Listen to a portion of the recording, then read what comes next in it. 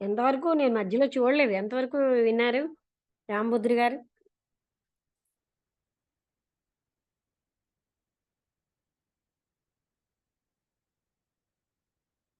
Starting లోనే అర్థమైందండి మీరు చదువుతుంటే.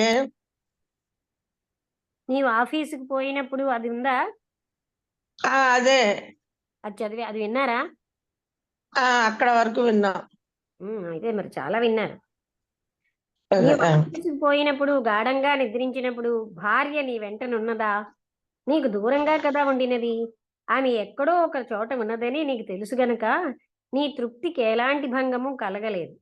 ఇప్పుడో ఆమె లేదనుకుంటున్నావు. ఖేదము భావభేదం వల్ల, అది బాధకు కారణం. భార్య లేమి నెంచుట వల్ల బాధ. ఇదంతా మనస్సు చేసే తుంటరితనం. సుఖమున్న చోట వాడు అంటే మనస్సు దుఃఖం కల్పించుతూ ఉంటాడు. కానీ సుఖదుఖాలు రెండు మనఃకల్పితాలే. చనిపోయిన వారికై దుఃఖించుటెందుకు? ఎవరేనీ నష్టమైతే ఏమైంది గనక నీవు నష్టపో, నీవు చనిపో. ఆ రీతిగా చూస్తే మృత్యుబాధ ఉండదు. ఈ విధమైన మృతికి అర్థమేమి? దేహముండగానే అహంకరణ వినాశం. అహమిక మిగిలేనా మృత్యుభీతి తప్పదు. మరొకరి చావుకి దుఃఖిస్తాడు, కానీ తానే ముందుగా చనిపోతే దుఃఖపడనవసరం లేదు.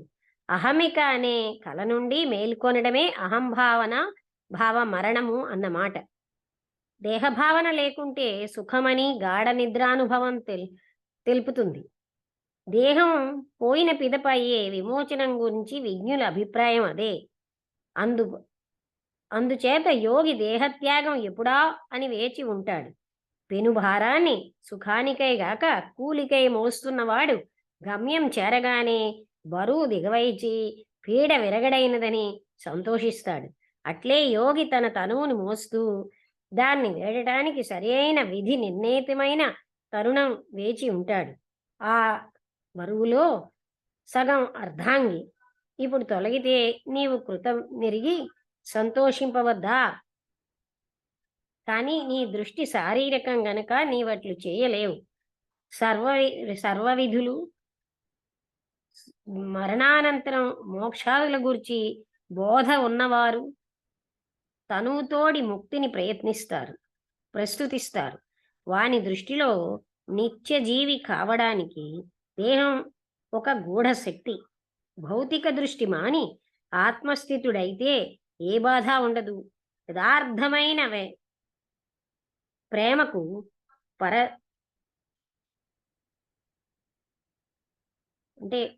పరదేవనం ఒక చిహ్నం కాదు, పరిదేవనం. అది విషయము నెడల రూపము నెడల గల ఆసక్తిని మాత్రమే సూచిస్తుంది. అది ప్రేమ కాదు. ప్రేమకు పాత్రము తనలోనే ఉన్నదని ఎప్పుడు గాని అది లేకపోవుట లేదన్న దృఢ విశ్వాసమే నిజమైన ప్రేమ. యోగ వాసిష్ఠములోని అహల్య ఇంద్రుల కథను మహర్షి ఇచ్చట ఉదహరించారు. ఎంత చెప్పినా అట్టి సమయాలలో బాధకు ఉపశమనం వేత్తలతోడి సంఘం వల్లనే కలగగలదు. ఇది దేహం ఉండగానే అహంకరణ వినాశం. అదే అనమాట. నువ్వు చనిపో అంటే కృష్ణమూర్తి గారు చెప్పిన మృత్యు అనమాట. చనిపోవడం అంటే డై ఎవ్రీ మినిట్ అంటారు కదా. ఎప్పటికప్పుడే పాస్ట్ వదిలేసి గతం వదిలేసి జీవించడం అంటే మనస్సు లేకుండా. మనస్సు అంటేనే గతం.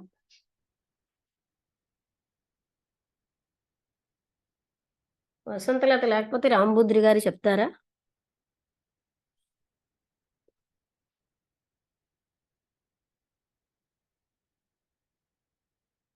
అంటే దేహానికే మృత్యువు కదా.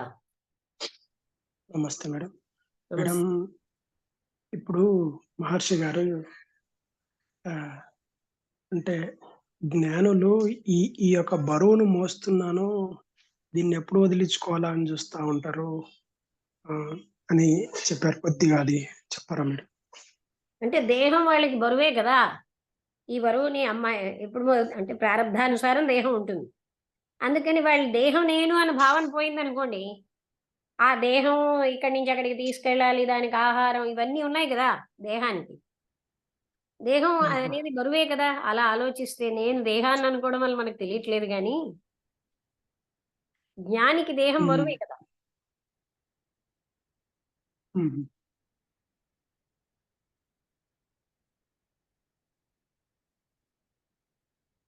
అర్థం లేదా? అంటే అక్కడ ఆయన ఆయన ఐడెంటిఫికేషన్ లేదండి దేహంతో.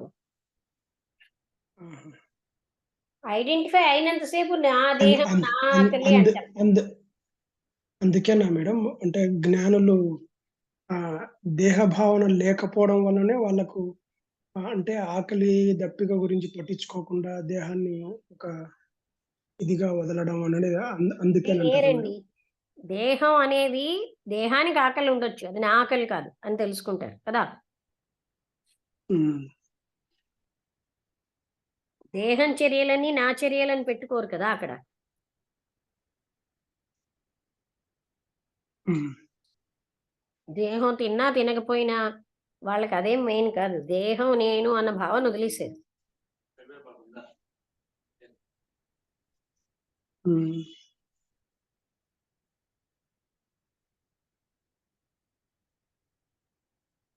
చెప్తారా? అదే మేడం అంటే ఐడెంటిటీ అనేది మనకు ప్రాబ్లం అనేది ఐడెంటిటీ వలన వస్తుంది. ఐడెంటిటీ ఐడెంటిటీ కాదు, అనేది వదులుకో ఐడెంటిఫికేషన్. దేహంతో దేహం ఉమ్, నేను అన్న భావన. ఉమ్. దేహ భావన వదిలేస్తే అంటే ఆ ఇప్పుడు ఆయన భార్య చనిపోయింది కాబట్టి ఆయనలో సగం అర్ధాంగి అని అంటారు కాబట్టి ఆయనలో సగం బరువు దిగిపోయింది కాబట్టి నువ్వు సంతోషంగా ఉండాలి అని చెప్పి ఆ చెప్తారు మేడం. అంటున్నారు. అంటే ఆ, అంటే ఆ సహం ఆ సగం దేహ భావన అనేది పోయింది కాబట్టి సగం బరువు దిగిపోయింది, నువ్వు సంతోషంగా ఉండాలి. సగం ఈ దేహ దేహం భావన అని కాదండి, దేహ భావన ఎప్పుడు ఉంది. అది ఉమ్, ఎప్పుడైతే పూర్తి అంటే శరీరం పోయినప్పుడు యోగి ఆనందిస్తాడు. నీకు సగం అర్ధాంగి గనక సగం పోయింది అలా మాట్లాడుతున్నారు అంతే. అందుకని నువ్వు ఇంకా హ్యాపీగా ఉండాలి అదే అని. అవును. ఉమ్,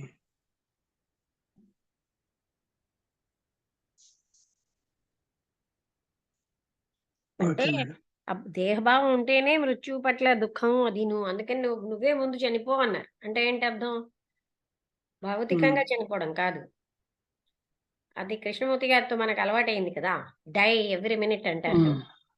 అలాగా ఉమ్. గత తలంపు లేకుండా ఉంటే, గతం అన్నది లేకపోవడమే కదా మనస్సు నిశ్చలం అవుతుంది. అప్పుడు అసలు ఏమీ ఉండదు. అంటే ఇందాకల ఆలోచన ఇక్కడే, ఏ క్షణం కా క్షణమే జీవించడం కదా. అప్పుడు ఏముంటుంది? అదే మేడం ఇక్కడ భావ ఆ, భావం గురించి చెప్పారు మేడం. భావం అంటే ఇప్పుడు ఆమె ఈ ప్రపంచాన్ని వదిలేసిపోయిందనే ఒక నిజం తోటి అంటే ఒక భావనతోటి ఉన్నావు కాబట్టి నీకు అట్లా అనిపిస్తుంది. అదే వేరే చోట ఉంటే నిశ్చలంగా ఉంటావు కదా. ఒక ఊర్లో ఉందంటే ఆ ఆ ఆ ఊర్లో ఉంది కదా అనే ఒక భావనతోటి నీకు ఆ ఫీలింగ్ రాదు. అదే ఈ ప్రపంచాన్ని వదిలేసిపోయింది అనే ఒక ఇది తోటి నీకు ఆ ఫీలింగ్ వస్తుంది. ఇదంతా భావంతోటే ఉంది కాబట్టి ఆ భావం అనేది మనిషికి భావం తప్ప ఇంకా ఏముంది అన్నట్టు చెప్పినట్టు అనిపిస్తుంది. అంతే కదా మేడం? హలో అయ్. హలో అవునవును.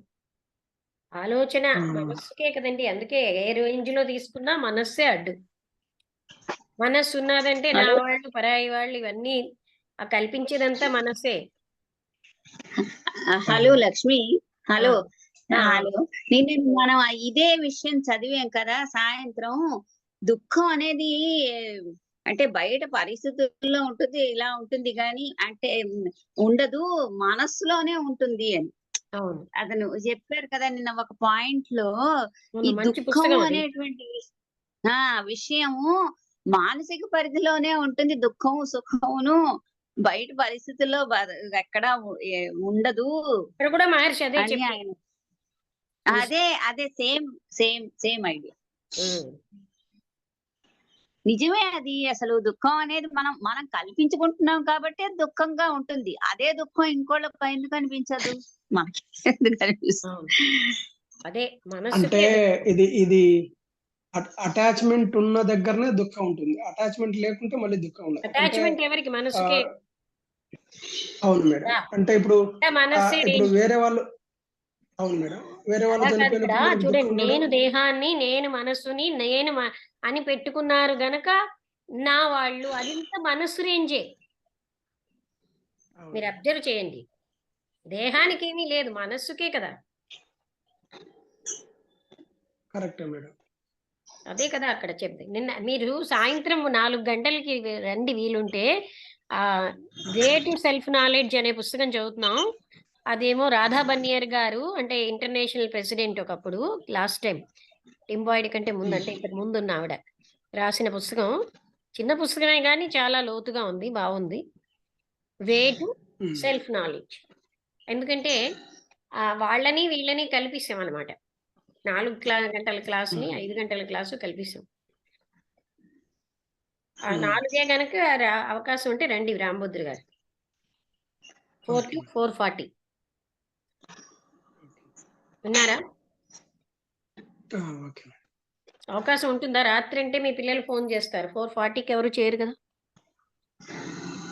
చూస్తాను మేడం. బాగుంది ఆ గారు పుస్తకం. ఏంటండి? జూమ్ ఇదేనా? ఇదే సేమ్ లింక్ 4 o'clockకి, 4 నుంచి 4:40 వరకు అనమాట. ఇంకా డిస్కషన్ ఏదైనా కంటిన్యూ అయ్యి మనకి టాపిక్ అర్థం కాలేదంటే కొంచెం మళ్ళీ ఓ 10 నిమిషాలు అంతా మాట్లాడాం, నెక్స్ట్ జూమ్ ఓపెన్ చేసి. మామూలుగా ఒక జూమ్లోనే చేస్తున్నాం. ఇదే లింక్. అందుకని ఇదంతా అక్కడ కూడా అదే చెప్పారు, మనస్సుకే కష్ట సుఖాలని. మనం కూడా నేను మనస్సుని అని గట్టిగా అది మాత్రం అలవాటైపోయి చూసుకుంటున్నాం గనక నాకు కష్టము అనుకుంటున్నాం. అంటే మనకి ఆ కండిషనింగ్ ఎక్కువగా ఉంది, నేను బాడీని, నేను మనస్సుని అని. దాన్ని ఎవ్వరూ కదల్చనేనంత గట్టిగా పాతుకుపోయింది.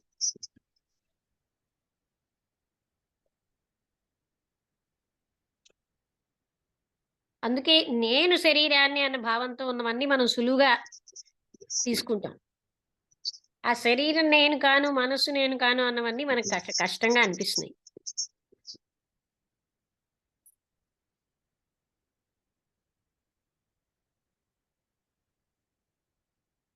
ఇక్కడ కూడా దుఃఖము సుఖము కేవలం మనస్సుకే. ఆ విషయాన్ని మనం బాగా ఆలోచించాలి, కాంటెంప్లేట్ చేయాలి. మనస్సుకే ఇవన్నీ పడుతూ నేను మనస్సుని అనుకోవడం వల్ల నాకు వస్తున్నాయి అనుకుంటున్నాం. అంటే నేను మనస్సుని అన్న కండిషనింగ్ చాలా గట్టిగా ఉంది మనకి. అర్థమైందా ఈ పాయింట్?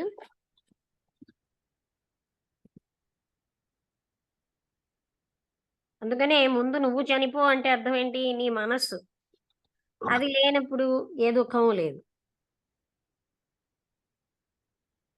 మనం ఏంటి, నువ్వంటే నీ శరీరం అనుకుంటాం. శరీరం చనిపోవడం కాదు.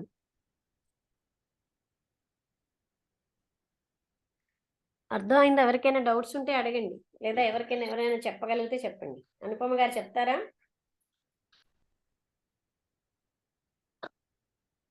అదే నేను అనేది లేకపోతే మనిషికి దుఃఖం లేదు. ఈ శరీరం నేను అనుకుంటున్నాం కాబట్టి మనం మన భావనలోను దుఃఖం వస్తుంది. అతనికేమో భార్య పోతే నా భార్య పోయిందని దుఃఖించాడు. పుస్తకాలు చదివినా ప్రశాంతత రాలేదు, ఏం చేసినా రాలేదు. అప్పుడు స్వామిని అదే మహర్షిని అడగలేదు, కానీ మహర్షి ఏదో సందర్భంగా మాట్లాడుతూ ఈ విషయం అంతా చెప్పి నా అదే ఈ శరీరం బరువు మోస్తున్నావు, అది అదే మోసే బరువు అర్ధాంగి పోతే సహం బరువు తగ్గింది అని చేత ఏంటంటే నువ్వు అందుకోసం ఇంకా ఆనందంగా ఉండాలి తప్ప కానీ బరువు గురించి ఉంది అది పోయిందని బాధపడకూడదని చెప్పి అన్నారు. అంటే నీ మనస్సుతోటి సంబంధం అండి ఈ సుఖ దుఃఖాలన్నింటికి కారణం. అది మనం మన ఇంటర్నల్ గా వెళ్ళి నేననేది కనుక లేకుండా మనం ఆ చేసుకోగలిగితే ఆ జ్ఞానంలోకి వెళ్ళి ఈ దుఃఖాలు ఏవి కడగవు. మనిషి పడుకున్నప్పుడు ఊరు వెళ్ళినప్పుడు ఆ అమ్మాయి దూరంగానే ఉంది, ఆ భార్య. ఇప్పుడు లేదు అనేటప్పుడు దుఃఖం కలుగుతోంది, అప్పుడు లేని దుఃఖం ఇప్పుడు ఎందుకు అని చెప్పేసి కూడా అన్నారు. అవును, బాగా అది చెప్పారు. మన భావమే ఇదంతాను. అంతే. నిద్రపోయినప్పుడు ఆ నిద్రలో భార్య లేదు, భార్య లేదు, కానీ హ్యాపీగా ఉన్నాడు. హ్యాపీగా. కరెక్ట్. శారద గారు మీరు మాట్లాడతారా?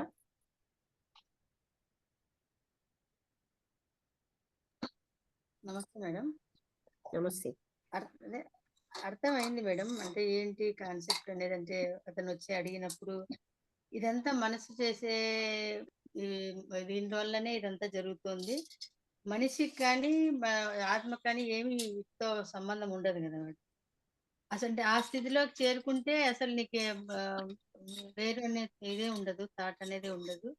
ఉండగలుగుతున్నాము కానీ ఈ దుఃఖం వల్ల మనసు చేసే మాయ వల్ల ఇదంతా జరుగుతుంది అనేది అర్థమవుతుంది. ఓకే. సుధా గారు. నమస్తే అండి. ఇప్పుడు ఆ దేహం మీద ఉండే మమకారం మనకు అలా అనిపిస్తుందండి. మనం ఆ మనిషి ఉన్నప్పుడు ఆ మనిషి లక్ష్మి, మనకి చేసిన హలో. సేవలు చెప్తున్నారా? ఓకే. చెప్పండి. ఆ మనిషి మనకి ఉన్నప్పుడు ఆ మనిషి మనకి చేసిన సేవలు అవన్నీ ఉంటాయి చూస్తారా, అవన్నీ గుర్తు తెచ్చుకుని ఇప్పుడు నేను అలాంటివన్నీ పొందలేకపోతున్నానే అనే భావనతో అతనికి ఆ బాధ అది ఉంటుందండి. ఈ బాధలు ఇవి మేము 2 రకాలుగా అనుభవించామండి. మా మరిది చనిపోతే మా హస్బెండ్ ఒక 6 నెలలు మామూలు మనిషి అవ్వలేదు. మా హస్బెండ్ మామూలు మనిషిని తీసుకురావడానికి మాకు 6 నెలలు పట్టింది. తనకే అన్ని తన తమ్ముడే తనకి ఫిలాసఫర్, గైడ్, ఫ్రెండ్ అన్ని సమస్తం తనే అని భావించుకున్నాడు మా హస్బెండ్. మేము అదే చెప్పాను, ఆ దేహం మీద ఉండే అభిమానంతో తను అంత బాధపడ్డాడు. తన తమ్ముడు తనకిచ్చిన ఇంపార్టెన్స్ కి దానికి అంత అది ఇప్పుడు ప్రస్తుతం తనకి దొరకట్లేదు. ఆ దొరకకపోవటంతో తను దాని నుంచి రావటానికి తనకి 6 నెలలు పట్టింది. 6 నెలలు అయ్యాక తను మామూలే పోలే నేను నిజమే తెలుసుకున్నాను, నా తమ్ముడు దేహం మీదే నేను ఇదయ్యాను. ఇప్పుడు సేమ్ ఇదే, నేను నా హస్బెండ్ లేరు. ఇప్పుడు 5 ఏళ్ల నుంచి నేను మొదట కొన్నాళ్ళు నాకు అనిపించింది, బాధపడ్డాను నేను కూడా. ఎందుకంటే తను నాకు సమస్తం తనే కదా, అన్ని చేసి పెట్టేది అన్ని తనే. అలాంటి తను లేకపోయేసరికి దీన్ని నేను కోల్పోయాను అని బాధపడ్డాను. కానీ తర్వాత అనిపించింది, తను ఉంది, ఆత్మ బాగానే ఉంది. ఆ దేహం గురించి నేను ఎందుకు ఇంత బాధపడుతున్నాను? ఆ దేహం మనం తలంపులు గుర్తు తెచ్చుకోవచ్చు, ఇదవచ్చు, దాంతో మనం ఉండొచ్చు కానివ్వండి, ఆ దేహం గురించి ఎంత బాధపడక్కర్లేదు అని నేను తర్వాత నాకు అర్థమైంది. అదే అండి, నాకైతే ఇది ఇంకోటి ఏంటంటేనండి, ఆ కృష్ణమూర్తి గారు ఒక ఆవిడకి హస్బెండ్ చనిపోయి ఏడుస్తూ వచ్చారు. వస్తే ఆయన చూపెట్టింది ఏంటంటే, ఇదంతా సెల్ఫ్ లవే. హస్బెండ్ ఉన్నప్పుడు ఉన్న సౌఖ్యం ఇప్పుడు లేదనా? హస్బెండ్ తో నీకు ఉన్న స్టేటస్ ఇప్పుడు రాదనా? హస్బెండ్ యొక్క అంటే లైంగిక సంబంధం అవన్నీ లేవనా? ఆ తర్వాత అంటే అటువంటివన్నిటికీ మనం ఏడుస్తున్నాం అనమాట. And thinking that we are crying for him. ఆయన కోసం కాదు మన ఏడుపు, అది మనం అనుకుంటున్నాం. We are loving ourselves. And ఈ ఏడుపు అంతా మన కోసమే. పాపం ఇంకా మహర్షి ఇంకా అలా చెప్పకుండా బాగానే చెప్పారు. ఏమి ఎలా చెప్పిన విషయం అంతే. అదే నిజమేనండి. ఇప్పుడు మనం ఇంకా ఈ మనసు నుంచి మనం ఈ ప్రేమలో అభిమానాలు ఇలాంటివన్నీ ఉన్న కొద్దీ ఇలాగే అనిపిస్తుందండి. ఒక రకంగా మనం ఈ రోజు రాత్రి అయ్యేసరికి అవన్నీ ఇంకా అయిపోయింది. మనం నెక్స్ట్ ఆ రోజు ఇంక మనం, మీరు అన్నారు జిడ్డు కృష్ణమూర్తి గారు, ఎప్పటికప్పుడు చనిపోవాలని. అది చాలా కరెక్ట్ అండి. అది ఆ రోజు రాత్రితో అది అయిపోయింది. తెల్లారిపోతే మళ్ళీ మామూలే. ఇంకా నిన్నటివన్నీ ఇంకా ఇవాళ గుర్తు తెచ్చుకోకూడదు ఇంకా. జరిగిపోయినవి గుర్తు తెచ్చుకోకుండా మనసు ఇది చేసుకుంటే అండి, ఇలాంటివన్నీ మనం దీంట్లోకి తొందరగా వెళ్ళగలుగుతామండి. కొత్తగా మనం జీవించగలం. ప్రతిరోజు, ప్రతి క్షణం జీవించగలం. కొత్తగా ఉంటుంది. ప్రతి క్షణం కొత్తగా ఉంటుంది. గడిచినవి మనం గుర్తు తెచ్చుకోకూడదు. ఇప్పుడు ఇంకేం జరుగుతుంది అనేది ఆ ఆలోచన ఇది ఉంటే మనం మనశ్శాంతిగా ఉంటామండి. ఆనందంగా ఇంకోటి ఏంటంటే ఉంటాము. ఇదంతా ప్రతి చేస్తున్న డ్రామా అంతా మనస్సుదే. మనస్సే. నేను ఆ అవును. మనస్సుని అనుకోవడం వల్ల వచ్చింది. హ్మ్. అది. హ్మ్. అవునండి. అది. ఇంతకన్నా నాకు ఇంకా వివరంగా చెప్పటం అయితే రావట్లేదు కానండి. నాకు అది అర్థమైందండి నాకు. నేను ఇలా కొంచెం ఇదే అనుభవంలో ఉన్నాను ఆయనే కాబట్టి చెప్పారు. అదేంటి అంతే కదా! మనస్సు నేను మీరు ఇంకా బాగానే ఎవరు హ్మ్. చెప్పకుండా దేహం కోసం కదా ఏడుస్తున్నాను అనుకున్నారు కదా! అంటే హ్మ్. హ్మ్. అలాగా మనస్సు హ్మ్. ఏడుస్తోంది అసలు. ఇదంతా కూడా హ్మ్. మనస్సుదే. ఈ హ్మ్. లెంపటం, ఈ బంధాలు అన్నీ మనస్సుకు సంబంధించినవే గానీ, నాకేమి ఆత్మకేమీ లేవు కదా! అసలైన తత్వానికి లేవు. హ్మ్. అసలైన తత్వానికి లేవు. ఇంకోటేంటంటే అందులో మనకి ప్రేమ అని అనుకున్నదంతా కూడా సెల్ఫ్ లవ్ అని మనం గ్రహించాలి. హ్మ్. మన మీద మనకి హ్మ్. ప్రేమే. అలా హ్మ్. మనకి చెప్తే నచ్చదు గానీ అందులో సత్యం ఉంది. హ్మ్. హ్మ్. అదండి. అది. అది మనకి మనం నచ్చినా లేకపోయినా తెలుసుకున్నప్పుడు సత్యాన్ని అంగీకరించాలి కదా! అవునండి. అది అంగీకరించిన రోజు నాడు మనకి ఇప్పుడు ఉంటామండి ఇంకా ఎంత ఆయుర్దాయం ఎంతుందో అంతకాలం బతుకుతాము. అంటే కానీ అండి అవి నేను చూడండి హ్మ్. నాకు నా హ్మ్. సుఖము, నా కోసం అనేదే హ్మ్. మనం ఏడుస్తున్నాం. మన హ్మ్. ప్రేమ హ్మ్. కూడా వాళ్ళ వల్ల మనకి సుఖాలొస్తే వాళ్ళంటే పరస్పర ప్రేమ. మన వల్ల వాళ్ళకి, వాళ్ళ వల్ల హ్మ్. మనకి పరస్పర సుఖాల హ్మ్. వల్లనే ప్రేమిస్తున్నాం మనం. హ్మ్. హ్మ్. హ్మ్. అది. అది మెల్లిగా తగ్గించుకోవాలండి. ఇంకా తగ్గించుకోవడం మనము కాదండి. ఎప్పుడైతే అది అర్థం అవుతుందో, నా సుఖాలను హ్మ్. నేను ప్రేమిస్తున్నానని అది డ్రాప్ అయిపోతుంది కదా! అది మనం సాధన చేసుకోవాలి కదండీ! ఇప్పుడు సాధన ఇప్పుడు కాదండి. జ్ఞాని ఈ అనుకున్నాడనుకోండి. క్షణం హ్మ్. రియలైజ్ చేశారనుకోండి, నన్ను నేను హ్మ్. ప్రేమించుకుంటున్నాను. ఆ రియలైజేషన్ హ్మ్. వచ్చేసరికల్లా డ్రాప్ అయిపోతుంది. హ్మ్. అది రావటానికి కూడా కొంచెం టైం పడుతుందండి. ఎందుకంటే సర్లే మనము టైం మామూలు అన్నది అందుకే కృష్ణమూర్తి గారు గాని ఎవరు ఒప్పుకోరు. ఆ టైం హ్మ్. రేపు కూడా నౌలోనే జరగాలి. అది. ఆ హ్మ్. టైం హ్మ్. 10 ఏళ్ల తర్వాత కూడా నౌలోనే జరగాలి. హ్మ్. హ్మ్. అందుకని టైం పడుతుందనుకోవడమే రాంగ్. ఈ క్షణమే జరగొచ్చు. హ్మ్. అవును. జరుగుతుంది. అవును. అంటే అది మనం హ్మ్. సంసిద్ధంగా ఉన్నప్పుడు.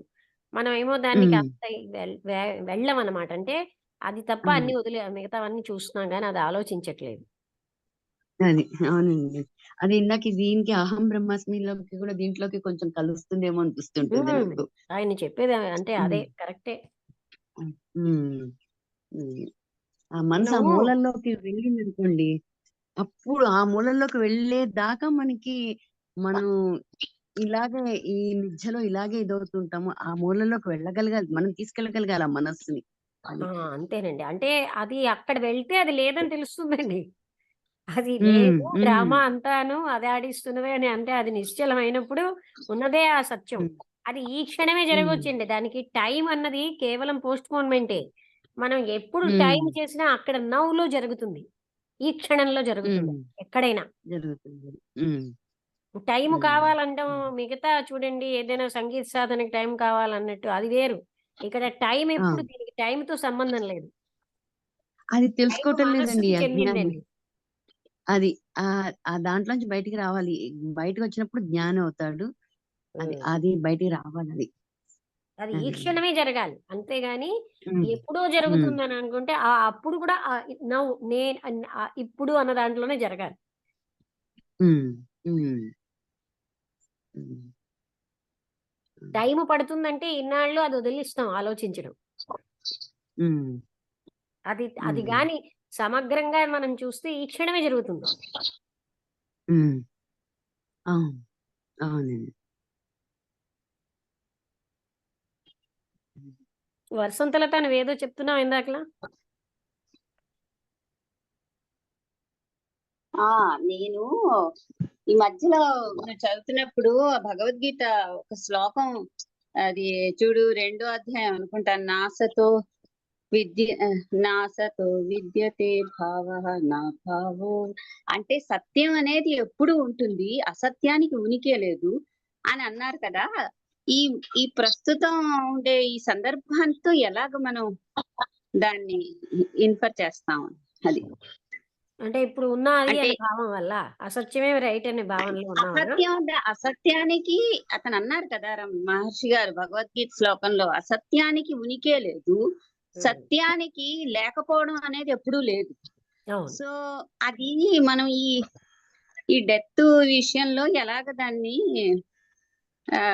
పెడతాం అని డెత్ కూడా మనస్సుకు సంబంధించిందే కదా ఆ దుఃఖం. అందుకని ఆ డెత్ అని వేరేగా ఇందులో తీసుకోకుండా సత్యం ఏమిటి అసత్యం ఏమిటి అని. సత్యం అన్నది ఎప్పుడు ఉన్నదే. అసత్యం ఏమిటి? అసలు జగత్తే నిత్యం కాదు, అదే సత్యం అనుకుంటున్నాం. లేని జగత్తు, లేని ఇవన్నీ రైట్ అని భావించడమే అసత్యం. అవి ఎప్పుడున్నాయి? మనకి ఎంత చెప్పినా మనకి కండిషనింగ్ ఎక్కువ అయిపోయింది కనుక నేను శరీరాన్ననే అంటాం. అది నేను అన్నంత మాత్రంలో అది శరీరం అయిపోతానా? నేను భావించినంత మాత్రంలో, భావించినంత కాలమే నాకు రైట్. అది కళ ఉన్నంతసేపే కళ రైటు. నేను భావిస్తున్నాను కనుక ఇది సత్యం అని అనడానికి లేదుగా. అర్థమైందా? నేను ఐడెంటిఫై అయిపోయాను కనుక ఇదే రైట్ అని అనడానికి లేదు కదా. అక్కడ చూపిస్తున్నారు డిఫెక్ట్ ఇది అని. మనం ఇష్టపడటం లేదు వదలడానికి. అంటే ఇప్పుడు దేహం లేదు, దానికోసం విలపిస్తున్నాము అనేది ఒక అసత్యమైన దేహం లేదు అని కాదు, దేహం నేను కాను ఫస్ట్ థింగ్. అది తర్వాత నిజంగా ప్రకృతిలో ఉన్నవన్నీ కూడా అది కూడా ఎలా మిథ్యో ఇది కూడా మిథ్య అని తెలుస్తుంది. అది తర్వాత సంగతి. మొట్టమొదటి ఏంటంటే దేహం నేను కాను. ఇప్పుడు మనం దేహాన్ని ఇప్పుడు ఆత్మ వెళ్ళిపోగానే ఆ దేహాన్ని కాల్చేస్తున్నాం కదండి. ఆ దేహం మనకేం ఉపయోగపడట్లేదు కదా. కాంచభౌతికమైంది కానీ అలా కాదు. అది ఇది కూడా మొత్తం జగత్తంతా మిథ్య అనే చెప్పారు. అంటే ప్రతిబింబం, అద్దంలో ప్రతిబింబం లాంటిదని త్రిపుర రహస్యంలో చెప్తారు. ఆ ప్రతిబింబమే మనం నిజం అనుకుంటున్నాం. ఎందుకంటే 5 ఇంద్రియాల చేత చూస్తున్నాం గనక. 5 ఇంద్రియాలకే తప్ప ఇంద్రియాతీతంగా జగత్తు లేదు.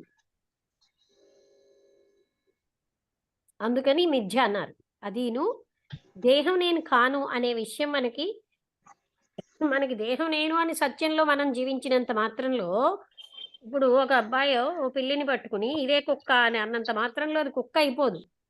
నేను కాని దేహాన్ని నేనే దేహం అన్నంత మాత్రంలో అయిపోం కదా.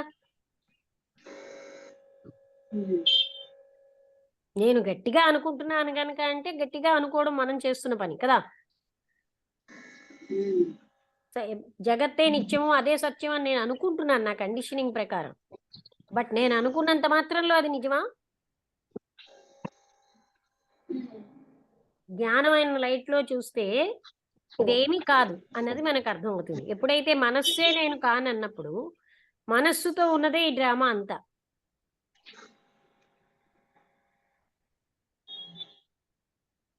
అవునా? అర్థమైందా? అదే అంటే డైరెక్ట్ గా అది ఇదిగా కనిపిస్తుంది. ఏంటంటే ఇంద్రియాల పర్సెప్షన్ ని మనుషులు ఎక్కువ నమ్ముతారు. ఇంద్రియాల పర్సెప్షన్ కంటే అతీతమైనది ఒకటి ఉంది కదా, అదే సత్యం. కానీ నాకు అది సత్యం కాదు, నా ఇంద్రియాలు గ్రహించిందే ఇది కదా నాకు సత్యం అంటే ఎలాగా? అది పరిమితమైందని మనం జ్ఞానంతో గ్రహించాలి. ఇంద్రియ సుఖమే నిజమైన సుఖం, ఇంకో సుఖం నాకు తెలియదు గనక అన్నట్టు ఉంది కదా.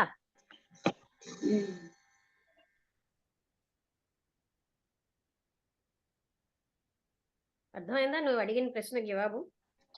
దాని గురించే ఆ సత్యం అసత్యం ఏమిటా ఈ సందర్భంలో. ఇప్పుడు నాకు ఇంద్రియాలతో ఉన్నదే నేను సత్యం అని భావిస్తున్నాను అన్నట్టుగా కదా నీ క్వశ్చన్ లో ఉన్నది ఆన్సర్. దేహం నేను, ఇంద్రియాలతో నేను కళ్ళతో చూసేది, 5 ఇంద్రియాలతో సెన్స్ చేసేదే సత్యం అని కదా నువ్వు అనేది.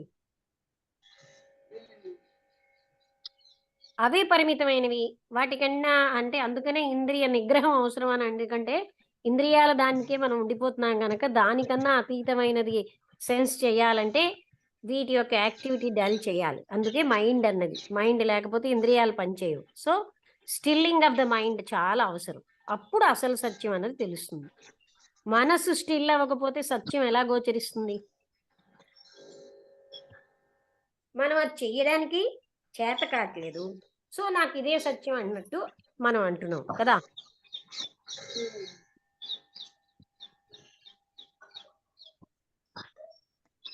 అర్థమైందా? నువ్వు ఇప్పుడు నీ ప్రశ్న నీకు? అదే అదే అదే అవును అవును. ఈ 5 సెన్సెస్ తోటే ఈ వరల్డ్ మనం గ్రహిస్తున్నాం. But 5 senses are not true with the mind కదా. ఎందుకంటే అదే వస్తువు ఎంతో రుచిగా ఉన్నది ఇంకో టైంలో రుచిగా లేదు, ఇంకో పరిస్థితిలో. సో రుచి దానికి లేదు. సో ఇంద్రియాల యొక్క సెన్సేషన్ కూడా రైట్ కాదు. అండ్ అది దాంట్లో కూడా మన ఆత్మసుఖమే పెట్టి బాగుందని ఫీల్ అవుతున్నాం. అది మనకు తెలియదు.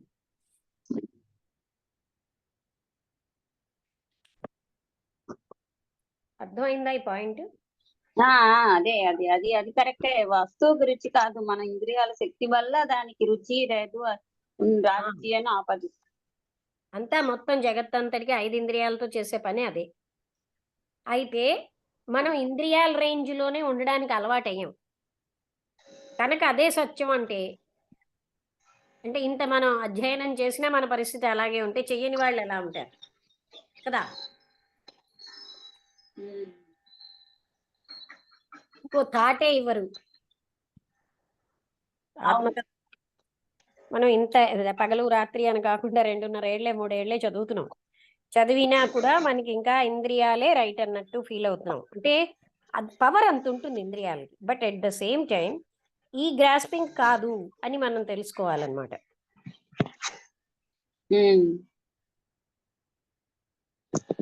అదంతా మైండ్ రేంజ్లోనే ఉంది. ఆ విషయం మనం గ్రహించాలి. ఇంద్రియాలు కూడా మనసు ఉంటేనే పనిచేస్తాయి, లేకపోతే అవి పని చేయవు.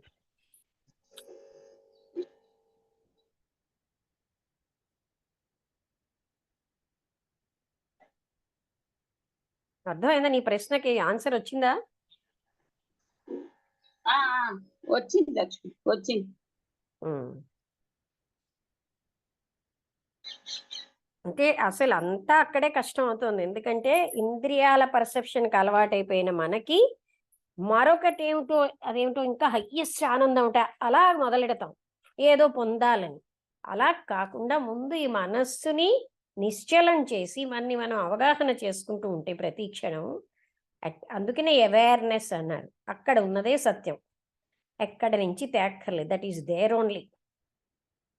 అదేదో అద్భుతంగా ఉంటుంది ఇవన్నీ కాదు, అది ఎప్పుడు ఉన్నదే. ఎప్పుడు మనం అద్భుతంగానే ఉన్నాం అనమాట.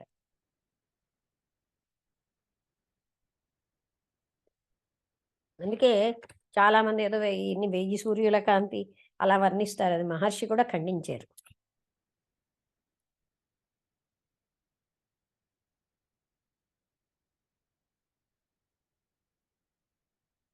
అంటే ప్రశ్న అడగడం మంచిదే, దానివల్ల అందరికీ క్లారిటీ వస్తుంది. I'm not discouraging that. కానీ మనం అంత అలవాటు అయిపోతున్నాం ఇంద్రియాల యొక్క పర్సెప్షనే రైట్ అని. బికాస్ మనకి ఐడెంటిఫికేషన్ కూడా అంత స్ట్రాంగ్గా ఉంది.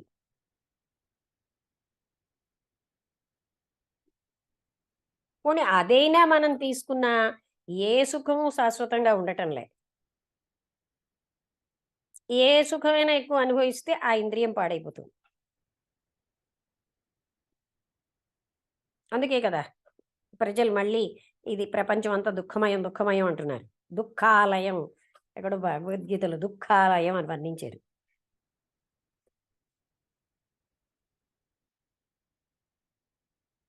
ఇంకేమైనా డౌట్స్ ఉన్నాయా?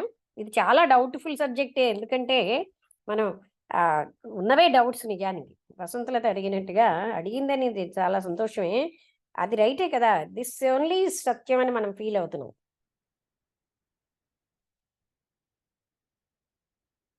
అప్పుడు మనం గ్రహించాలి ఇది మనస్సుతోటే. అది త్రిపుర రహస్యంలో రిపీటెడ్గా చెప్పారు అక్కడ. అసలు చాలా బాగా చెప్పారు. అస్సలు లేని మనసుకి, నేను ఇప్పుడు జోకేస్తే ఎవరికి అర్థం కాలేదు, మనం ఇంత తాపత్రయ పడిపోతున్నామని. అసలు కనబడదు, అది లేదు ఎక్కడా కూడా. కందానికే మనం జీవితం అంతా ధారపోసిస్తాం. ఆ మనసుకు ఎగ్జిస్టెన్సే లేదు. ఎంత విచిత్రంగా ఉందో చూశారు కదా విషయం. అంటే భగవంతుడు కల్పించిన డ్రామా ఇది. లేని దానికి సర్వస్వం అర్పించేసి అది ఎక్కడుందని వెళ్తే అక్కడ ఏమీ లేదు.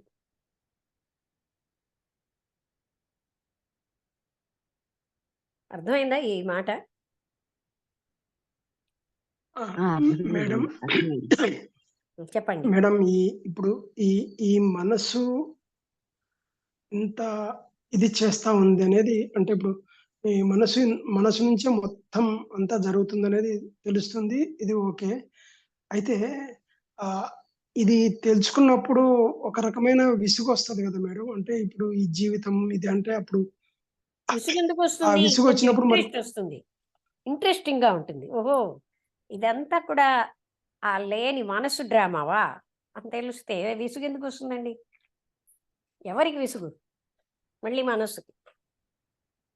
మనం ఐడెంటిఫికేషన్ బాగా అలవాటు చేసుకుంటామండి. ప్రతి నిత్యం మనం గుర్తుంచుకోవాల్సిందంటే ఈ రెండు నా పనిముట్లు. Mind, body. బాడీ నా పనిముట్టు. భౌతికమైన స్థూలమైన కణాలతో చేయబడింది. అది సటిల్, సూక్ష్మతరమైంది. సో దీనికి మూల మళ్ళీ అసలు బలం ఇచ్చేది మనమేనండి. నేను మనస్సునని దాన్ని ఫీల్ అవ్వడం వల్లే బలం వచ్చేస్తుంది.